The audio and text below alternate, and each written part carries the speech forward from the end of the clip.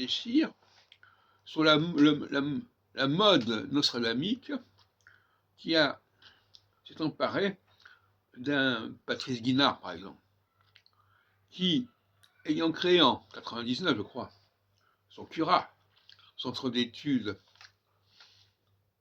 de recherche universitaire, RA, recherche astrologique, Centre universitaire de recherche astrologique. Eh bien, pourquoi son CURA est-il devenu, une dizaine d'années plus tard, essentiellement centré sur le corpus Nostradamus, sur des points qui n'ont pas de rapport direct et évident avec l'astrologie en réalité. Même si notre ami était astrologue, l'étude de ces centuries n'a guère de contenu astrologique flagrant. Et ce n'était pas d'ailleurs le propos de Guinard, de regretter Guinard, mort il y a quelques années, prématurément, à cause de la Covid, enfin, etc. Et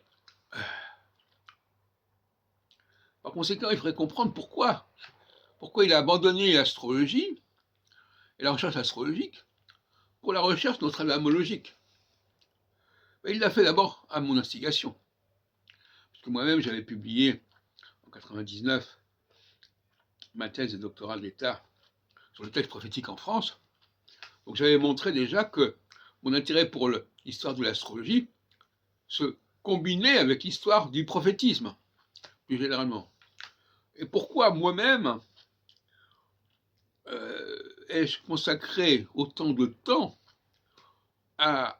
au prophétisme et au prophétisme nostradamique, spécialement, notamment mon post-doctorat de 2007, pourquoi, au lieu de continuer à travailler sur la recherche astrologique proprement dite? C'est quand même un malaise, un signe de malaise assez grave. Eh bien, la raison semble être la suivante, à savoir que dans le domaine de la recherche littéraire, si on peut dire, il y a plus de possibilités de se faire entendre avec des gens qui sont universitaires, qui sont académiques, que dans le domaine de la recherche astrologique où il n'y a que des astrologues avec lesquels on peut avoir des contacts. Donc il y avait une volonté d'élargir son champ d'action en choisissant un sujet, un domaine plus accessible et plus recommandable, si on peut dire. Mais c'était là un leurre, de certaine manière. J'ai pu le constater moi-même, mes travaux sur Nostradamus et sur la chronologie des centuries, même s'ils sont parus finalement en 2011 dans la revue française Histoire du livre, que je remercie d'ailleurs M. Maurice de m'avoir accueilli à ce niveau-là.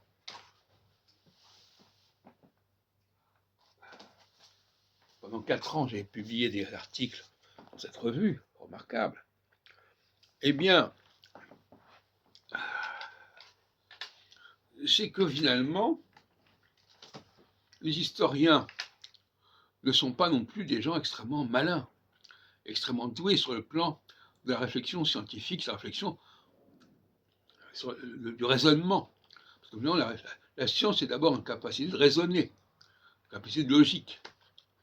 Finalement, lorsque j'ai soutenu mon postdoctorat centré spécialement sur Nostradamus, ça s'appelait la naissance de la critique nostradamique au XVIIe siècle, eh bien, le jury n'a pas été extrêmement impressionné. Ils se sont perdus dans des détails secondaires. Et en 2003, lorsqu'on a célébré le 400e anniversaire, il est né en 1503, donc c'était le 500e anniversaire de Nostradamus, on n'a pas fait appel à mes services. Et les éditeurs sont adressés à d'autres chercheurs pour parler de Nostradamus. Et moi-même, on ne m'a pas abordé, alors que j'avais soutenu une thèse de doctorat d'État sur ce sujet. Pourquoi? Parce qu'ils étaient incapables de comprendre mon raisonnement. Ils étaient incapables de comprendre comment je développais ma réflexion, comment je fonctionnais dans la critique, comment je fonctionnais dans ma capacité de corriger les erreurs commises. Et donc, dans la revue française d'histoire du livre, eh bien, j'ai pu exposer mes travaux là-dessus. Et curieusement, d'ailleurs, M. Maurice, qui est mort par la suite, avait publié quelques années plus tôt, en 2008, je crois, les travaux de M. Guinard, justement. Et il s'était aperçu que M. Guinard avait dit n'importe quoi, et par conséquent, il m'a demandé en 2011 de corriger.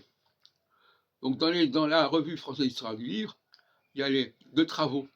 En 2008, les travaux de Guinard, et en 2011, mes travaux à moi. C'est amusant.